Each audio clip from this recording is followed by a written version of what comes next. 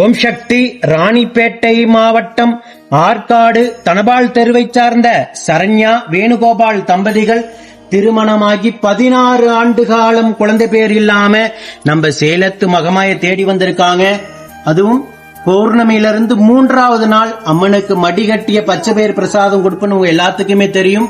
பௌர்ணமியிலிருந்து 3வது நாள் வந்து அம்மனுக்கு மடிகட்டிய பச்சை பயிர் பிரசாதம் வாங்கி சாப்பிட்டு வாங்கி சாப்பிட்டு அதே மாதமே அம்மா மனமிறங்கி அழகான பெண் குழந்தை ஈண்டெடுத்து அம்மனுக்கு தேங்காய் பழம் பூமாலை பட்டு வஸ்திரம் எடைக்கு எடை துலாபாரத்தில் காணிக்கையும் செலுத்திட்டு அமாவாசை பூஜைக்காக ஒரு சிப்பம் அரிசியும் வேண்டுதல் கடனாக வழங்கிட்டு உங்க முன்னாடி சாட்சியாக நின்றுட்டு இருக்காங்க.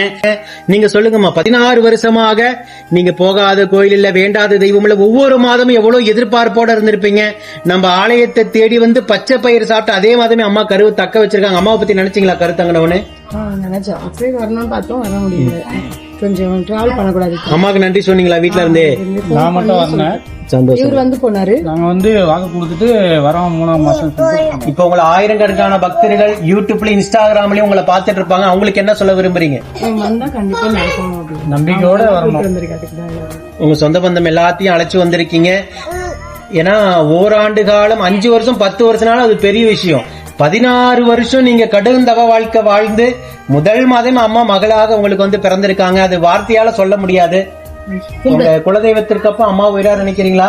கண்டிப்பா உயிருள்ள வரைக்கும் மறக்க மாட்டீங்க. அதே போல உங்க குடும்பத்துக்கு அடுத்த கருவியும் நம்ம சேலத்து மகமாய் தக்க வச்சு ஆண் வாரிசு அம்மா உங்களுக்கு வரம் கொடுப்பாங்க. அடுத்ததாக நம்ம வீடியோ பாக்குற பக்த கோடி பெருமக்கள் அத்தனை பேரும் உங்களுக்காக வேண்டிக்குவாங்க. ஓம் சக்தி.